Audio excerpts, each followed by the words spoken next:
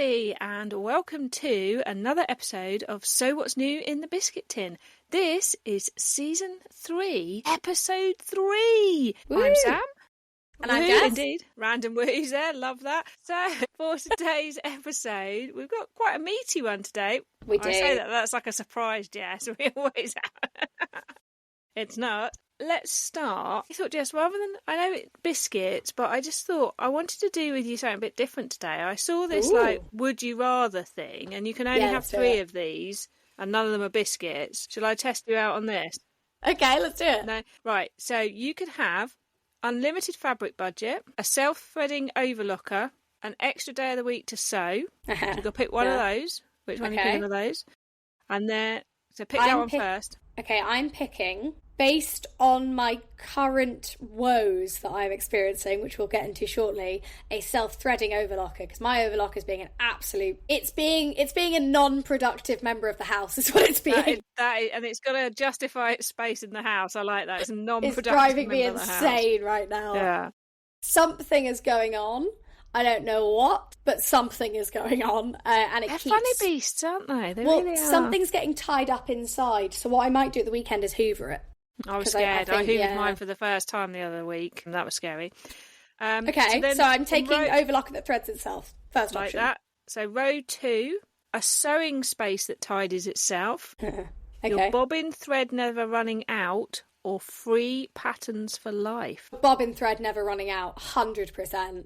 Because that's the kind of thing that will make me cry. That's up there with there's nothing like, and I've done this, hemming something that's 3 meters long, and then realising you ran out 2/3 in, and you're just like... Yeah. I saw somebody with an overlock, with a sewing machine that beeped when the bobbin was getting low. Yeah, I think the faff machines do that, you know? I think they do, yeah. I think they do. It's really cool. But what I'm quite pleased about is my body is hiding the mess that's behind me. It's reached the point where I've piled things on the ironing board that shouldn't really even be up in this very small room. So I would be choosing the sewing space that tidied itself. Right, last row. For me to need tidying, I'd need to be doing some sewing at the moment. So, well, I'll just slide to the side. That I don't think much of that is sewing, honestly. It's all a bit You just scary. have sort of room crap, you know. It's like... I'm thinking about this, and I'm thinking about this, and I've done this, and I've done this, and I've just put it all down. So then the final row is you never lose your sojo, rotary cutters and scissors that never get blunt, or everything always fits perfectly first time. Okay. What was the first one again? You never lose your sojo. I think that one, because I don't care if stuff doesn't fit, because that's the fun, is making it fit. I agree with you. Yeah, there's I think never losing motivation would be nice. I'd like it if my scissors didn't get blunt. I'd like that. I mean, I need to buy a scissor sharpener. Machine. It's like a little block I've got, and you slide them in and snip them in. Can I borrow it? Because my shears desperately need sharpening, and I don't know. I don't want to buy one until I know what I want. And if I like yours, I'm just going to buy the same one as you have. Yeah, it was quite an epic Christmas present I got a couple of years ago from the other half. I didn't even ask for it. Nice. Well done, Ben. That one, yeah. So, are we going to have any biscuit chat? What do you reckon? Because is everybody here for the biscuits? I think everyone's here for the biscuits. Although, okay, so I'm going to throw something out there. It's a type of wafer, so sue me. I have been thoroughly enjoying, and I know I said this in the first episode of the pod, but Adam and I are having an absolute resurgence on Tunnocks caramel wafers. Yeah. Because I'm officially in some of the longest runs now of my half marathon training. We're really ramping up. And yesterday I ran 11.5k before I went to teach. And thank you. I was in central London. There, I ran, walked, hobbled, crawled, whatever I had to do to get through it. But we got through it, and I have to say, having a Tunnocks caramel wafer waiting for me at the other end really helped, because I then had to go teach for 2 hours with my postgrads. Yeah. There's something so lovely about the kind of chewiness that they are, isn't there? They feel substantial. But they actually haven't got that many calories in them. So, for me, not that calories matter, but I feel like there's something magical about how substantial they feel compared to how much is actually in them. And I don't know how they've done that. I don't, and I like the way they've got, it's quite an intense chewiness, but it doesn't stick all over your teeth. Yes, that's oh my God, that's exactly what it is. Yeah. That is 100% what it is. They are so good at, like, they're just such like a hearty biscuit. If a biscuit can be hearty, they are. But you are not left picking your teeth afterwards. And there are some chewy things where you can almost feel it like right in your teeth, but they don't do that. They are a special thing. Don't. I am a weird person in that I don't like a lot of very chewy things in that way because they make my teeth feel weird. But yeah, they are absolutely the goat of our house at the moment. Adam is using them as well because he's doing a lot of jiu-jitsu training at the moment just for fun. But again, it's that he's waiting for a bus for half an hour, 45 minutes. It's nice to have something to eat while you're waiting. And again, they're just so compact, and I also love that there's no plastic in the wrapping. Yes, there is an artist who took the tea cake version of the wrapper and covered an entire like tiger with it. I saw it at the Royal Academy the year that it was in the summer exhibition. It's amazing. Yes, so did I actually. Weirdly, I don't think we knew each other then, but that's really cool. Yeah, clearly destined to have a podcast together. Yeah. But yes. On opposite sides of the tiger when we didn't know each other, looking at it. Oh my goodness. But yeah, no, I love that. I think it's really cool. Are there any biscuits that are featuring heavily in your life at the moment? No, I've been on a bit of a biscuit deficit because other half is trying out not eating too much gluten to see what it does to him.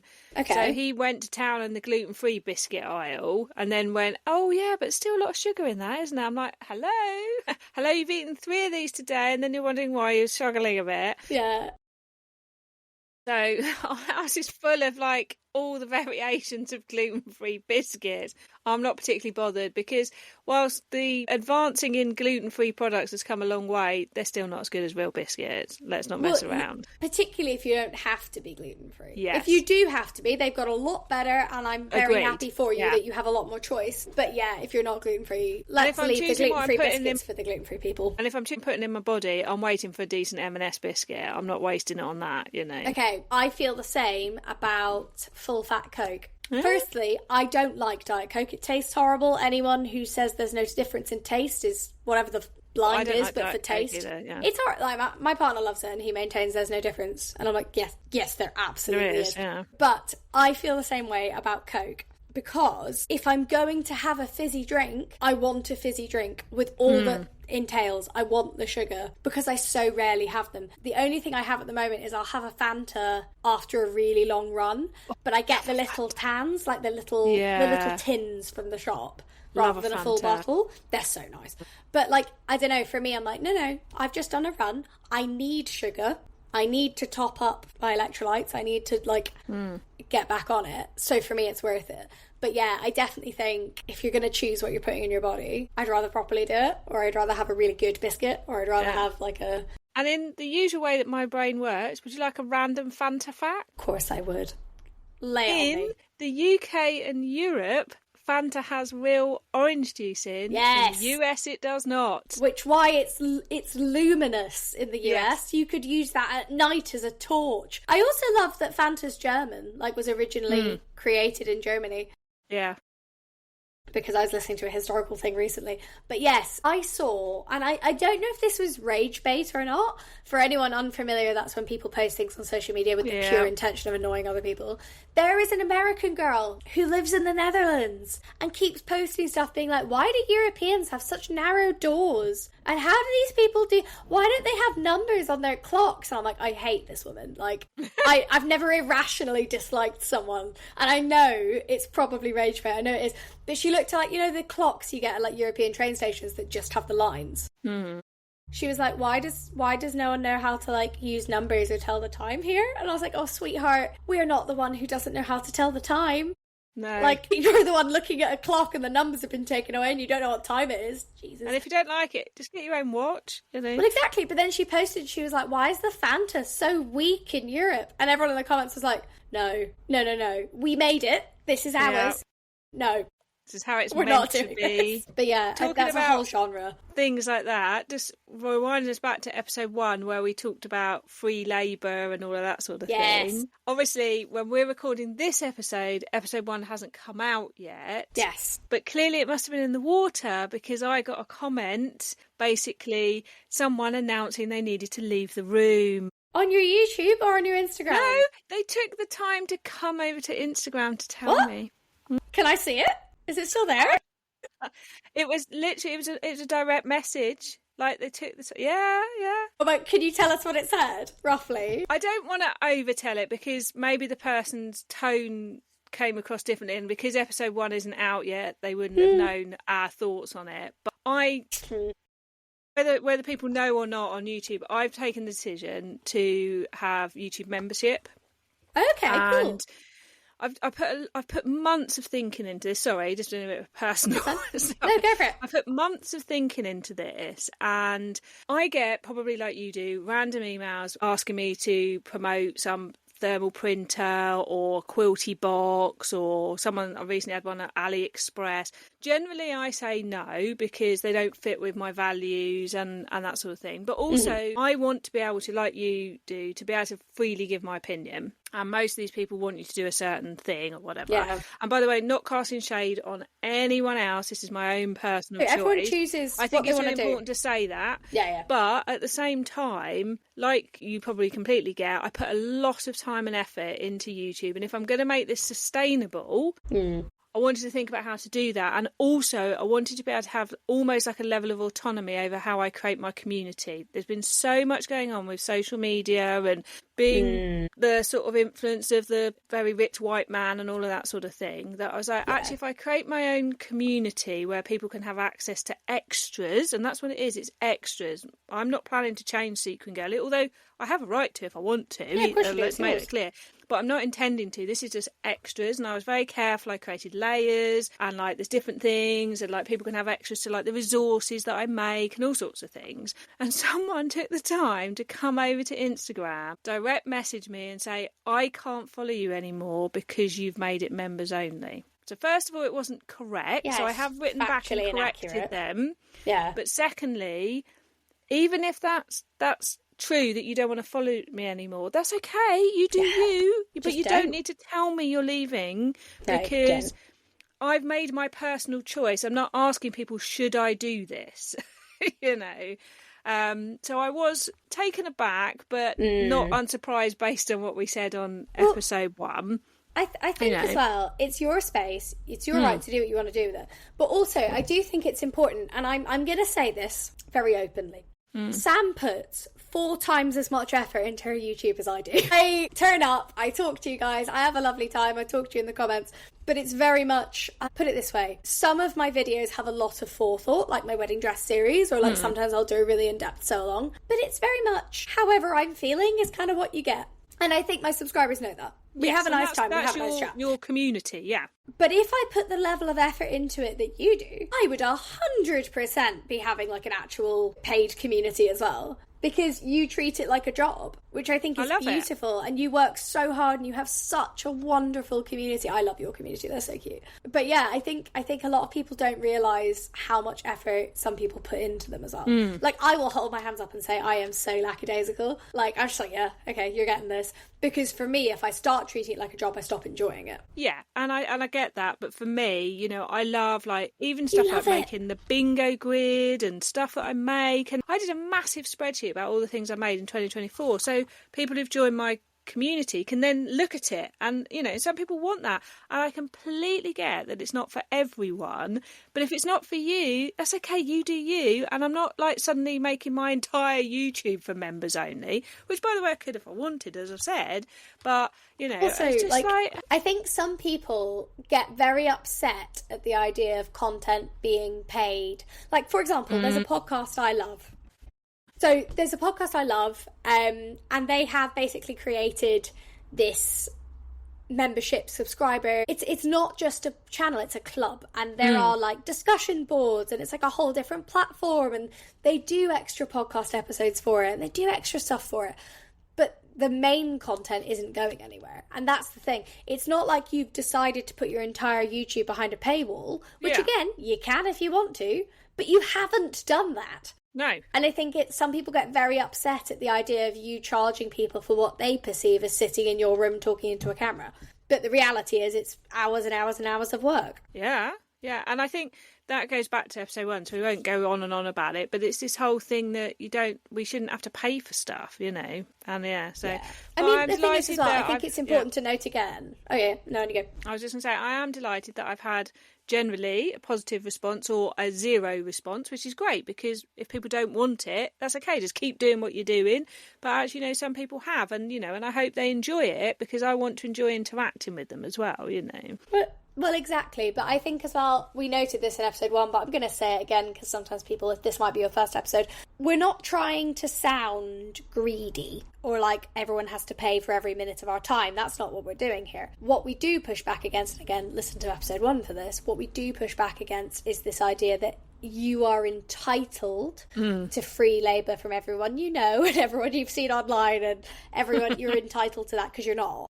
It's some people, like for me, I don't want a paid subscriber community for my own thing. That's not the right direction for me or my content or the people. Like, that's just not what I want. But again, it's personal to you. And I do think it's okay to reflect the amount of work you put into something by making a paid resource or whatever it is. That's okay. If you're putting that much work into it, go ahead. Like, you know, you've got to know your worth as well. So yes, that's, I just thought again, after we'll recording... leave it for episode 1, but... Yeah, I just thought after recording episode 1 that then happening, and I was like, how ironic. So, Jess, oh my God, now we've done... I think, yeah. Now we've done mini preach on that. Shall I tell everyone what today's episode's about? Yeah, let's have a go at that. Okay, yeah. So, today's episode hasn't got a snappy title, I'll be honest, but that's okay, because it is about wearing your wardrobe, loving what you have, and looking after your clothes. And this came out of an episode in season 2 where someone asked about like our wardrobes and that sort of thing in like a lovely way. And it just sort of inspired Jess and I to sort of go a bit further into the fact that whilst we both sew clothes, actually we both have ready to wear in our wardrobes too. And we're not embarrassed about putting them on our Instagram, combining them with our sews. So as usual, we've looked at what other people think, and then we'll tell you what we think as well. So Jess, do you want to start with some thoughts? I do, because actually, not only did we get an email from someone about this, I got a lot of messages about this after the Christmas quiz.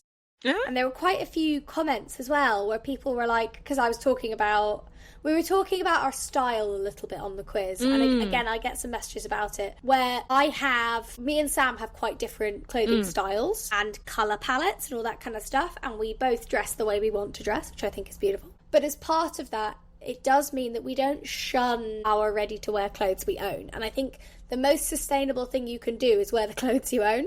Oh, yes. Sustainable is not replacing your wardrobe with a fully me-made wardrobe and throwing away all your other clothes. That's not sustainable. And I do firmly believe that a ready-to-wear garment that you're going to have for 10 years is worth it. And that doesn't mean you have to spend 300 quid on it either. It just means not throwing it away after 2 wears.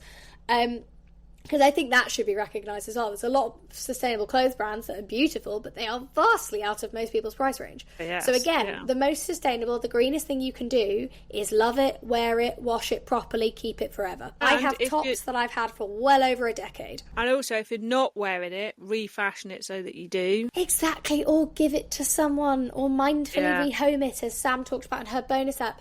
One of my favourite rehomes I've done is I had the most beautiful Ted Baker coat. It was extremely expensive. I had it for a very long time, and unfortunately it was the most gorgeous bright blue, but there were 2 problems with it. It was a dress coat and you could not get anything in the sleeves except for your arms. So you couldn't wear jumpers under it. And again, because I have a larger bust, the arm side was not drafted for me. But also, because it was really bright blue, it didn't go with the rest of my wardrobe. So although it was stunning, and although I absolutely loved it, it had to go to a new home. I tried to sell it, actually, and Vinted banned me. Which I still don't quite understand. But I gave it to a friend of mine who it fits her perfectly. She wears it all the time. She wore it to our legal wedding. Like, it fits her frame, it fits her arms. She's a little, I don't want to say slimmer than me, but we're just different body shapes, and she's a lot taller than me as well. And it looks stunning on her. And that's like such a nice rehome, because I get to see her wearing it and going, oh, look at it, fulfilling its potential to be a coat. How wonderful. But yeah, I'm a firm believer in looking after the ready-to-wear clothes you have. Yeah, and also that's the most important thing. I think, you know, because we're in a community full of sewists on every platform, sometimes, and I saw your post the other day, and I'd done a similar post of like, I'm wearing something again. and you'd written about how, Instagram loves the newness. And actually I was like, here are the green trousers and the green top again. Because actually the truth is I really love this outfit and I've worn it a lot and I keep changing the top underneath, but I just really am enjoying this right now. And so here's another picture of it. And I think that sometimes we feel like we can end up feeling like we should only be posting pictures or sharing pictures or wearing outfits of me made. And then, as you say, a part of your wardrobe is not fulfilling its destiny and getting neglected. And I wore something the other day and one of the random people I know at work, she's not in our team, but she's in another team. And she said, oh, have you been sewing again? And I actually said, no, this is a vintage dress. And then we ended up having a really interesting conversation about vintage clothes, because she said, oh, I've seen this shop. Do you know about this shop? And then I said, oh, your best thing you can buy secondhand is jeans. She was like, oh, why is that? And then I told her about how much water is used in producing a pair of jeans, which she gets horrified. And actually, I quite enjoy thinking, as I've mentioned before, I can lay in bed going, who's not had a turn from my wardrobe for a while? And that is how I sometimes select what I'm going to wear, is who's not had a turn for a while before the season goes. I do it with shoes and I do it with clothes, and I will look through and go, oh, I haven't worn you for a while, rather than, oh, I must wear this because I've freshly sewn it or because I've sewn it.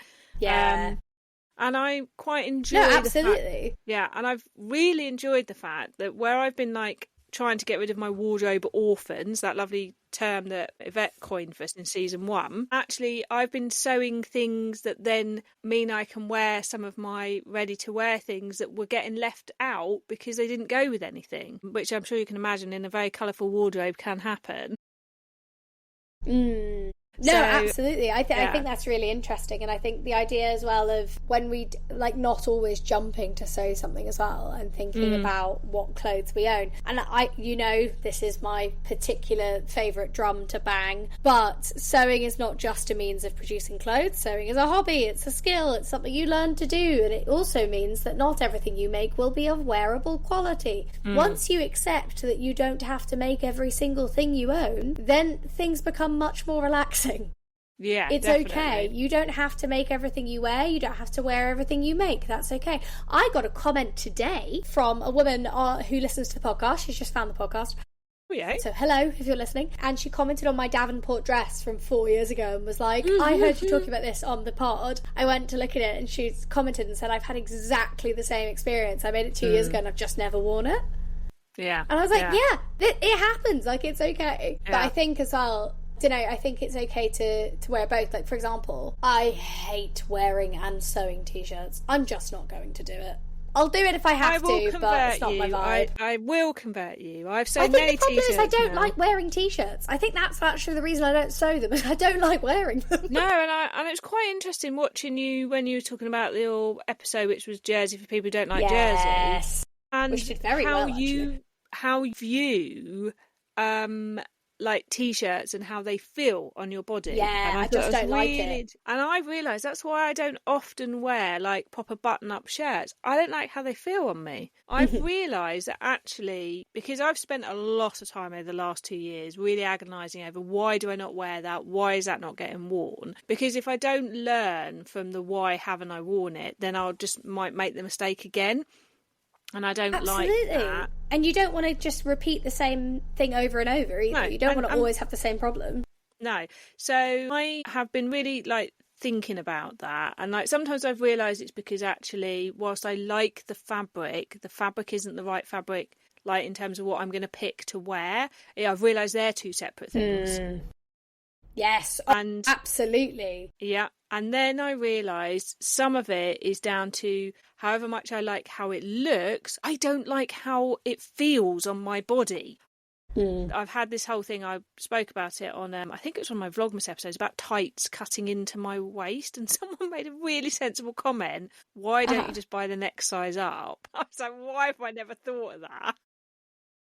I mean, that's fair. You can also, I fold them over the top of what I'm wearing, provided that's have you never done? So if you wear it like if you're wearing a skirt, if you've got a jumper or something over the top, you can just fold your tights over the waistband. See, makes it a lot easier to take them off to go to the loo as well. Yeah. But This is from a woman who's worn tights almost every day for the last 8 years. Yeah, and you know what? Pre-menopause, I loved wearing tights. I wore tights, like you say, all the time. And since I've had my little menopause pooch bit, the tights cut in right above it. And then you've got your knickers, then you've got your skirt. And I was just like, this is just making me think about a bit of my body that I don't want to. But actually, because I love snag tights, they pull up quite high anyway. By buying the next size up, they're almost under my armpits. Oh, do you know what? I've got tights that basically tuck into my bra. It's hilarious. You're like, this is not made for a woman with a shorter torso as I have. It's so funny. But yeah, it's a good point. Back to that sort of why am I not wearing it? And then I got to the point where I'm like, I love this ready to wear piece. I've got this amazing blue vintage skirt. It's very 80s. It's blue with sort of bright pink sort of graphic design on it. And I love it, but I was like, why do I not ever put this on? And then I realised it's because I was struggling to find tops that worked with it, that I liked with it. So all it took was me to make a couple of Tammy handmade Nayas in woven, and bingo, away suddenly you go. I can wear it all the time. I have the same problem with a pair of trousers that I just don't have any shoes that go with them. I'm a big which believer. is such a problem. Oh, yeah. Oh, well, the problem is, okay, right, I'd like your advice on this, and potentially we have to go shoe shopping together, or charity shoe shopping. Just come and have a look around my house first at all my shoes. Exactly.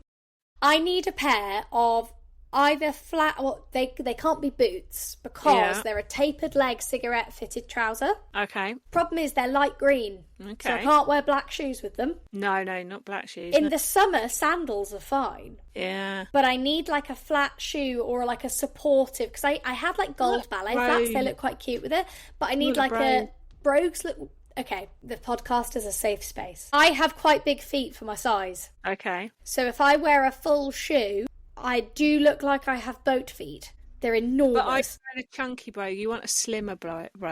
I could do a slimmer brogue, or I could do a, what are they called? Oxfords. I used to have a great pair of them from Clark's, actually. You know, the ones with a T? Mary Jane's. Yes, Mary Jane's. I think a pair of those would work. But again, I need them in a different colour. You've come to the perfect place to talk about shoes. Yeah, we have. We should do an episode on shoes. But, you see, I have to store my shoes in various places around the house, if nothing else, so that the other half doesn't realise how many there are, including the fact that we had that when we moved. Adam was like, how many shoes do you own? And I was like, less than last time we moved. Let's not think about it. It's fine. I paid low-level rent to my stepdaughter for storing some of my shoes in the room.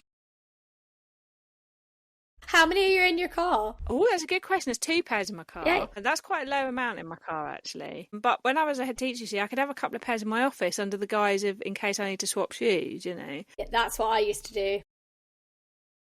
We have a hot desk in at work now, so I can't put shoes at work. I am trying to operate the 1 in, 1 out rule now. So if I do buy a new pair, a pair has to go. I have reached that point where I have to do that. That's fair. But I'm with you. If I don't wear them, they have to go. There is only 1 sentimental pair of shoes I've got, and all the rest just have to go if I'm not wearing them. That is as simple as that now. I think so. I go through my shoes quite a lot, particularly because I wear shoes in a way that I don't think anyone else on the planet does. Actually, okay, I'm embarrassed by this, but I'm going to say it. The guy in Timpson doesn't understand how I wear down my shoes so quickly. He doesn't get it. You walk with purpose. I do, but I've had toes through the end of walking boots. There's 2 things I can do. It's wear the back off a heel, and I can wear through the front of a shoe. And it doesn't matter if I get a bigger shoe. It doesn't but do you know what's really interesting? My dad is exactly the same. We have the same wear pattern. And we have the same feet, actually. If you see our feet side by side, we have the same length of toes and everything. It's really odd. But yeah, so there's certain shoes I can wear, and there's certain shoes that don't stand up. They don't do what they need to do. So I can do a chunky... I wear a lot of boots, because boots work well for the way I walk. But I really struggle with flat shoes. But I have the cutest little loafers I got from TK Maxx, and they're black, and they have blistered me to hell, but that's fine, because all flat shoes blistered. Okay. Do you get this? Strap. Oh, go on. I was going to say, do you get this? I am someone who can wear heels quite happily all the time. I'm being really good at the moment because the physio's told me I'm not allowed to. But normally I would wear heels most days of the week. Like, I'm really comfortable in heels. I never get blisters from heels. Wear a pair of flat shoes for 3 hours and my feet are swollen and blistered and I have holes in the back of my feet without fail. Every time I wear a pair of flat shoes, this happens. Mine is, because I'm like a 4.5, nearly a 5. Such tiny wee feet. Oh my goodness. If I wear a 4.5, they're a bit too tight. And if I wear a 5, they're a little bit loose. Right. So as long as I've got a shoe that's like a Mary Jane or a brogue or some kind of tie on it, the shoe will stay on. So I can't wear any kind of heel where there's no strap over the front, because otherwise they do rub me to... Yeah, constantly lift out. And I've tried like the heel grips and the insoles. Doesn't matter what I try. It's just the shape of your foot. It's the shape of my foot, and it's because I'm mid-size as well. Yeah. I mean, I'm a 6. Wow. That's what I mean. I can't wear a full shoe. I'm a 6. I look like I'm a microphone stand otherwise. It's not a good look. So I have to be very careful. I also, and there will be people who are listening who understand this, I have to be really careful about the length of a shoe tongue and the amount of laces. If there's less, my feet look normal. If there's loads, my feet look enormous. And it's really irritating. My running shoes are a 7. Wow. Yeah, because my feet swell when I run because of my meds. So that was a fun new thing. My feet were going numb and they were like, yeah, I think your shoes are a bit small. And I was like, but they're 6.5. How? How are they too small? But yes, so that's my circling all the way back. Yeah. One of the struggles can be, as you say, finding the right way to wear something. Or finding, so sometimes I don't know, I think other people are probably prone to this as well. You sew something, you try it on at home with no shoes and no accessories and no coat, and you go, isn't it gorgeous? And then you try and integrate it into your wardrobe and you go, oh, it goes with nothing. It goes with absolutely nothing. Or I don't have trousers and shoes I can wear with this trouser shape, or I don't have tops that tuck in, or like whatever you need. I think I'm really bad for that. And that's often where my ready-to-wear clothes come in, where I have this and it goes with all of these things. Yeah, and that's where I've been like really strict about like this palette, to the point where the first time I did it, I removed anything ready-to-wear or me-made that didn't fit the palette, because I wanted to really make sure that what I sewed pulled everything else together. And it was quite an interesting experiment. I didn't get rid of the stuff, I just put it in the loft, because I'm lucky enough to have a loft that I could put stuff in. And I found that I've gone. Can you hear me? No, I heard, it was very Dalek-ish, but I think I got most of it. Experiment with palette, you removed everything that was something, and then you... Start from I did an experiment. Yeah, so I did this experiment when I was really struggling. It was last spring, actually. It was spring 24, where I removed everything from my wardrobe that wasn't of the palette I wanted. And I just stuck it in bags in the loft. I remember you doing that. And I appreciate that not everyone has a loft they can stick stuff in. But what it did was meant that when I then planned what to sew, I was sewing to fill the gaps and to make sure that everything in my wardrobe then worked together. It's that sewing the basics. I know you're not a fan of a t-shirt, but you know, I sewed like 3 or 4 Tammy handmade Nayas. I sewed several closet core tee long sleeve tops that could go underneath things and could be that colour that pulled everything together. And I found that it pushed me to have to really consider what were the gaps in my wardrobe, rather than, look, there's a new pattern, I just want to sew it. And that has then gone on. So like, this autumn winter I had a palette, and I didn't just randomly select it. I did think, what have I already got? What have I got that I love? And so again, I've sewn like a lovely burnt orange Tilly and the Buttons Freya and all of those bits, and like a charcoal pair of trousers. I know, nearly black, horror. Charcoal pair of trousers, tealy green pair of trousers, and suddenly all these like lovely tops and all these things had things that could work together. And I do think that when we're looking at our wardrobe, and whether it's ready to wear or sewn, it's what do we find in the charity shop? What do we sew? What do we get that helps pull things together so it's cohesive, rather than back to the Yvette wardrobe orphan situation? Otherwise, we've just got a wardrobe full of things not fulfilling their destiny, haven't we? Well, that's... Yeah, I think that's really interesting. And so I did a similar thing, but a much less, I don't want to say extreme, because it's not that what you did is really extreme, but I did a much more casual version. It was quite dramatic, yeah, but I didn't want you to make you feel like I was judging you, because I'm not. not. I think it's a great idea. No, I'm quite happy that it was a dramatic thing to do. It was, and I think it worked well for you as well. I did a thing a couple of years ago, and anyone who's followed me for a while will remember me doing this. I tried to do Project 333. Yeah. Which is where you have, what is it? Is it 33 items you're allowed? I think it is. Let me check, hang on. So you're allowed like 33 items and 33 items for 3 months. But it includes like shoes and coats and everything. Now, the reason I did this is because I felt really out of touch with what I was wearing, right? And I managed it for about a month. And I realised 3 things. Firstly, that the base colour of my wardrobe is black. And I got rid of anything navy, which was a fantastic decision. I don't like navy, I can't wear it. Other people look lovely in it, I look horrendous. It's not for me, it goes with nothing I own. So first things first, that was a great realisation.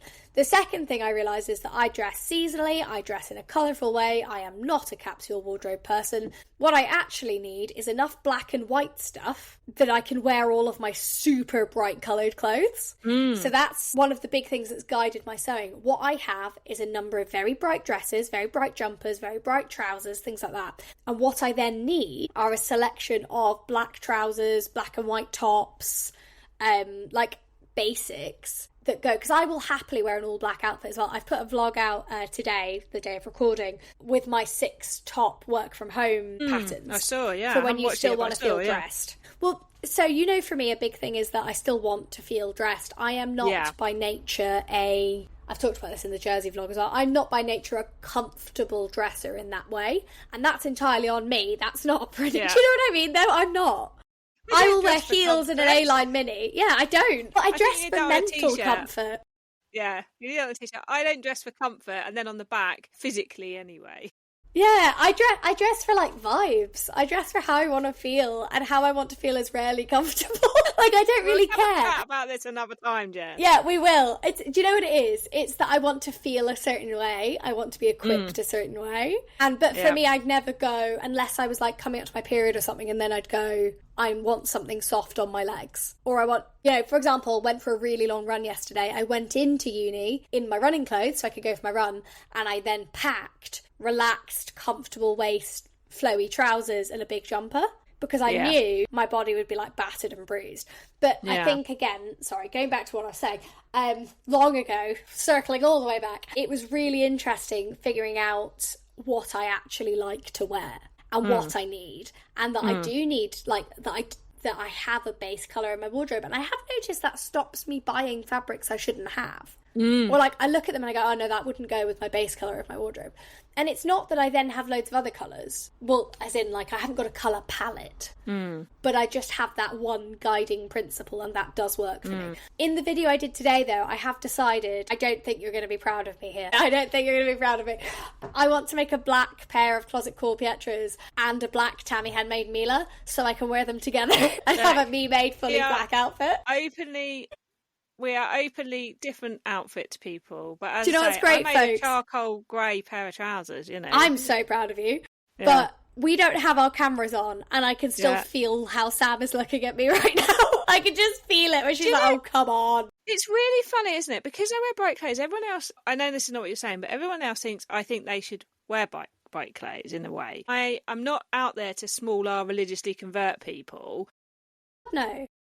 But I am out there for people to wear what, like you say, what works for you, what's comfortable with you. And if your desire is to wear brighter clothes to reach your desire, if your desire is not to, is it because you want, is asking yourself the question of why am I not, rather than why do I? Yes, no, absolutely. And I am joking. Like, I know Sam isn't proselytising me. I am also quite a colourful dresser.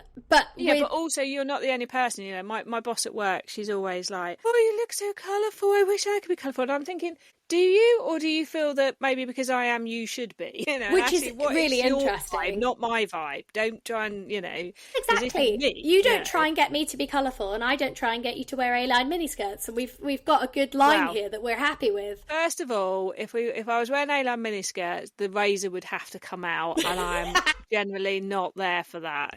So pay a very nice lady to wax my legs, and I have to say it's my best expense I have. The heating doesn't come on often in our house at this time of year. I need that layer, I'm not messing. I do know what you mean. Do you know what I really like? Yeah. So I've been, sorry, digression here, folks, but I feel like this is a safe space. So I started getting my eyebrows waxed because I don't like any beauty I have to do without my glasses on because I'm really, really blind. Yeah. So it's great. It takes like 5 minutes. I don't have to think about it. And then I started getting my lower leg waxed. And I have to say, it's brilliant because I only have to have it done like every 3 months. And I've literally stopped thinking about it. It's like it's taken a whole bit of admin out of my brain. So my recommendation, and it's not to do with leg waxing specifically, but this is a side recommendation for the pod, find a way to, whether it's automating something, whether it's just parking something in your diary for a certain time, find a way to get stuff out your brain because it is fantastic. Totally agree. However that looks for you. So that's my little side recommendation. It could be sewing related, could be not. Random eyebrow fact. I have never and still do not pluck my eyebrows. The eyebrows I have are the eyebrows that I was born with. I mean, I'm trying to think what shape your eyebrows are. I think your eyebrows grow beautifully naturally. Let me turn my camera on so you can just check out my eyebrows. Hang on. Do you pencil your eyebrows at all? Nope. These are my eyebrows. Jesus. Okay, well... Literally, they are my eyebrows as I was born Whoever with. listens to the podcast, if we have any research scientists out there, someone needs to study Sam's eyebrows because they grow perfectly in shape. And I promise, I'm not like, legitimately, you're like a cartoon character. Honestly, I don't even have to pluck any stray ones or anything on my eyebrows. Let's talk about the fact that in the last few years, since hitting perimenopause, the tweezers have to come out on the chin, you know, so I'm not pretending that there isn't tweezers involved, it's just not on my eyebrows. I great meme I cannot believe you're like a cartoon character, no plucking your eyebrows. I saw this great meme that says, that if you see a middle-aged woman and she's stroking her chin like she's plotting some villainous event, she's feeling for the hairs that are growing in. I was like, that is so true. Do you know what? Okay, right. This isn't sewing related, but I have to tell this story on the podcast. I don't know where to start this story. I have got married. I have changed my last name. I have chosen to do that. But as a result, I've also changed my middle name. I've added a middle name and I've added my maiden name as a middle name. Fun. You need this context for the story. I applied for my passport. So did Adam. Adam sent the marriage certificate in. They let him add my maiden name as his middle name. Fine, done. Took like 2 days. They rejected my passport application 4 times. I'm so angry about this still. So there was a number of times that it was for documents. So I sent them 3 rounds of documents. So at this point, my passport's cost me about 125 quid for the amount of postage. And then they also rejected my photo like twice in tandem with it. So I had to go and get my photo taken by a person. Oh my God. I was in central London and I was like, right, I've had enough. I'm done. I don't care how much it costs. Someone else do this because if they reject my passport again, I'm going to lose my mind. Sorry, just clearing my throat there, folks. So I went into Jessop's in Oxford Street because that's near where I was at the time. And it was chucking it down, so I was like, I need to go in here while my hair still looks all right. And there was a very young Australian man who was very sweet, and he was like, yeah, of course we do photos here, and we can run them through it's like a tenner, but they run them through the passport eligibility checker.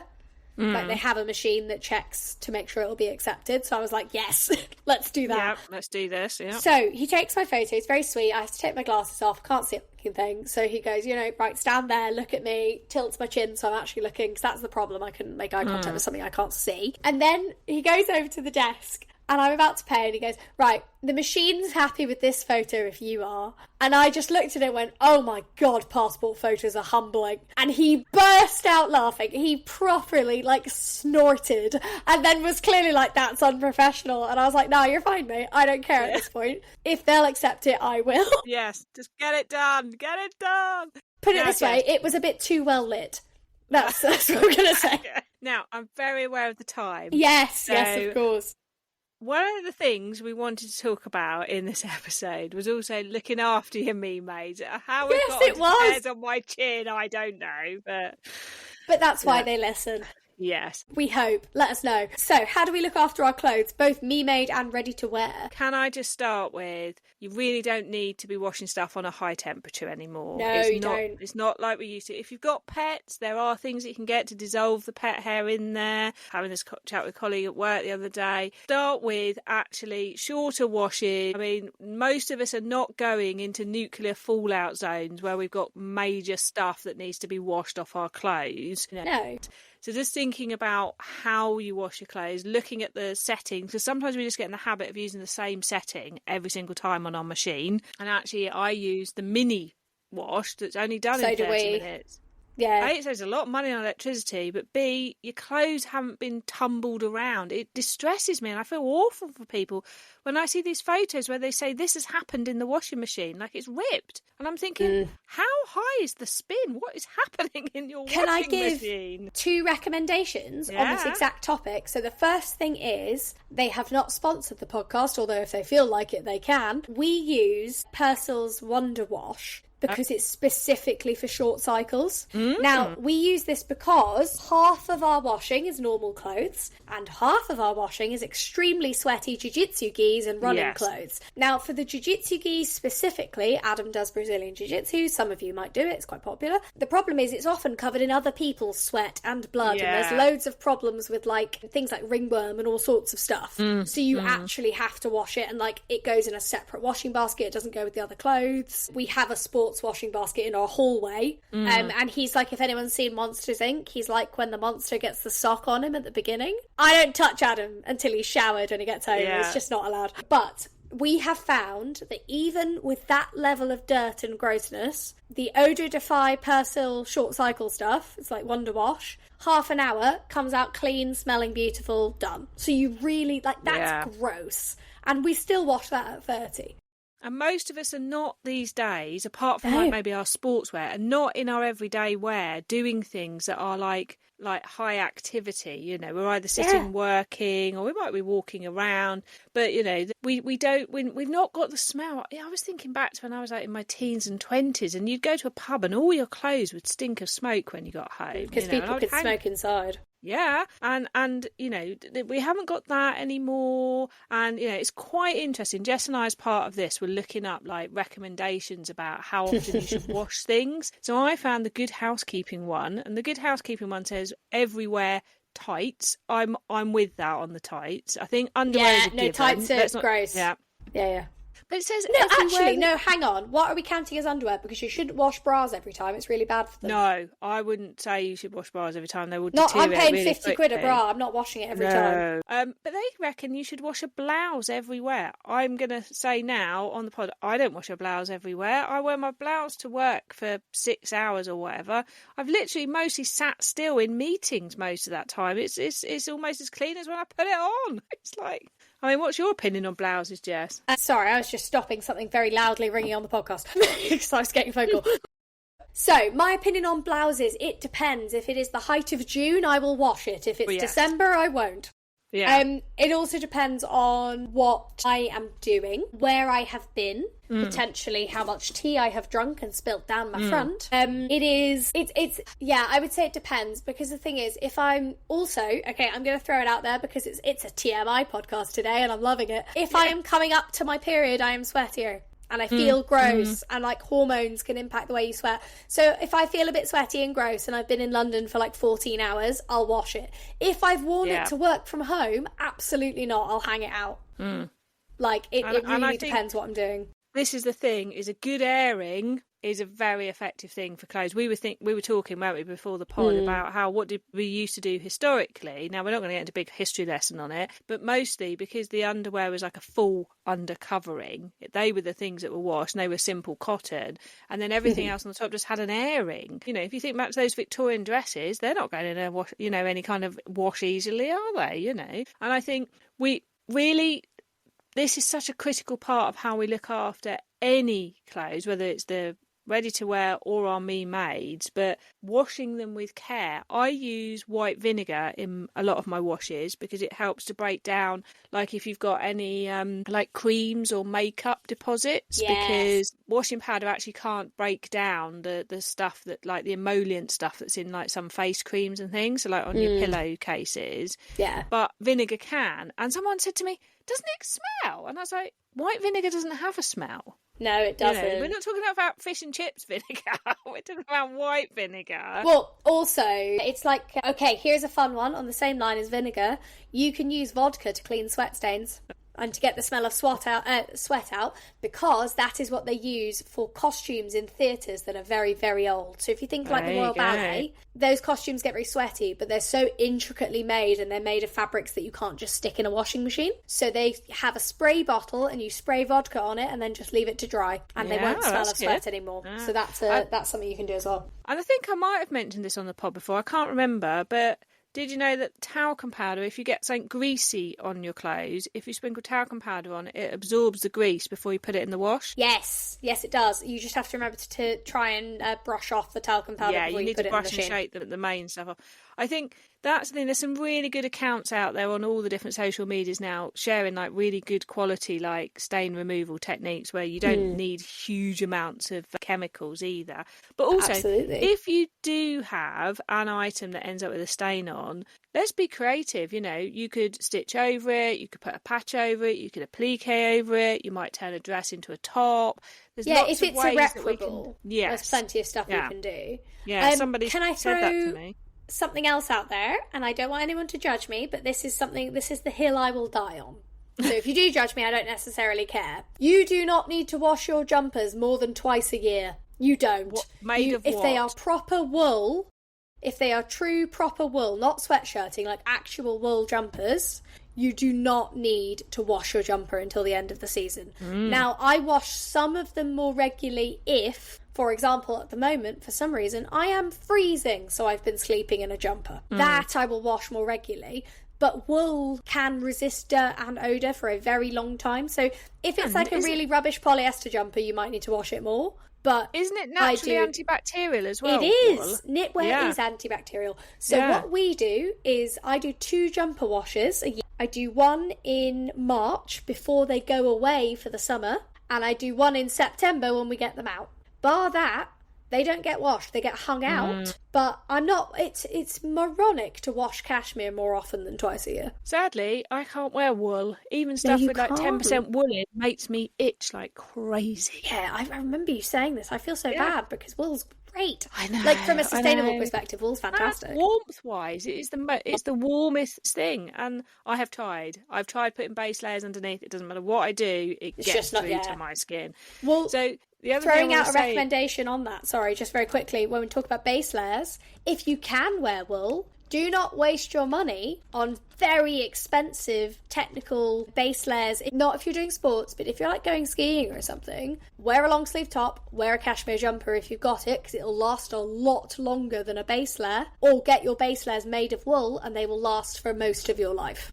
Whereas technical ones make you very, very sweaty. Cashmere, nope. Same as merino wool, you will not sweat.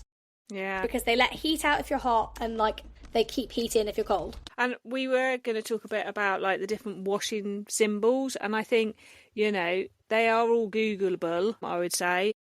Yeah, they're not the greatest for an audio-only format. We wanted to do a bit of a quiz, but you guys can't really follow along. No, but what I would say is obviously our fabrics that we buy often don't come with washing instructions. Some companies do provide those. I was quite interested. But, if it's cotton, just look at another cotton item. But generally, most things will be happy at 30, and that's the point here, really. Oh, yeah. I mean, I've purposefully felted a wool jumper before by washing it at a hot wash because I wanted to turn it into a cushion. That's good. Adam felted one of my wool jumpers, and now I do the wool wash. Yes, yeah. I was not impressed. Bless him, he didn't know. He hadn't done one before. Yeah. Like, it wasn't his fault, but it is now my purview. Somebody had like this lovely it was like a sort of mesh lace floral fabric, and they washed it and it accidentally felted slightly. So If you are worried, do a little snip of a corner and test it first. Which brings me to my next recommendation. I bought these, I did buy them on Amazon many moons ago, but I've had them for over a decade. Laundry bags. Buy yourself some laundry bags. They will stop. Put your bras in them. Bras in them, but also anything you're worried about catching. Yeah. So, for example, I have a very expensive pair of thermal running leggings, and they are so good and they are very, very thermal. However, what has happened to other running leggings I own is that the flat lock stitching catches on stuff in the wash and they start tearing. Now, I want these leggings to last me a very, very long time, so they always go inside out in a laundry bag. Yeah. I cannot recommend enough. Same if you've got anything with like rhinestones on it, if you've got anything with sequins, if you've got anything with glitter, anything like that, stick it in a laundry bag, or even just anything you're worried about. Like I put chiffon blouses in laundry bags because I just don't want them to catch. That's a good tip. And my tip is colour catchers. Yes. Because gone are the days now where, you know, like you've got black and white striped top and you're like, do I put it in the whites? Do I put it in the dark? What do I do? What if it leads? I don't use colour catchers in every wash, and my other half's like, why are you not putting one in? I'm like, there is nothing in here that has not been washed at least 10 times. There is no colour left to come out. Oh my God. And also, they're all dark, so nothing's going to affect anything. But, you know, in those washes where you're worried or you've got like a white bit on it, colour catchers can really help prevent that disappointing thing when a colour bleeds on something. And I don't know how they work. I should look it up, see if I can create my own. But they do something magical. They draw it towards them rather than anything else. They absolutely do. And I use less washing powder than they say to use as well. Same here. Yeah, because that saves your washing machine too, and it saves the clothes, you know. I'm not a fan of softeners either, but that's my very personal preference. No, I think that's actually quite a common one as well, because clothes absorb softeners in a way that isn't actually great for the fabric. No, it affects the fibres, doesn't it? Sorry, my brain is just ceasing to function. That's kind of where we stand on this issue. This is kind of like, we're not telling you to do a certain thing. We're just sharing our experiences of it. We hope you've enjoyed the episode. We would also love to know if you want to hear more of this kind of content from us, if you want to hear more about our wardrobes. We do have a YouTube channel for the podcast where we post episodes. But if you want to do like wardrobe tours with us and we can film something together for the channel, let us know. Again, as usual, I am just launching this on Sam without any kind of preparation, but I think it could be cool. Yeah. And anything else you want to see from us around this, we would love to hear from you. But otherwise, thank you so much for listening. Remember to rate, review and subscribe. Is there anything else we want them to do, Sam? I would say that if you want to see any of the bonus content, you'll need to become a Deluxe Biscuit member. I had a query the other day. I can't see the content. If you're looking for the bonus things like the amazing newsletters, which are getting bigger every month, aren't they? Yeah, they are. They are. They're enormous. And the bonus mini episodes that Jess and I record, then there is a membership out there. The link is in the show notes, but you need to be a Deluxe Biscuit member to be able to see those things. And we've got lots of lovely members, so thank you, members out there. Yeah. We'll see you all again for episode 4. See you next time, guys. Thank Everybody. you.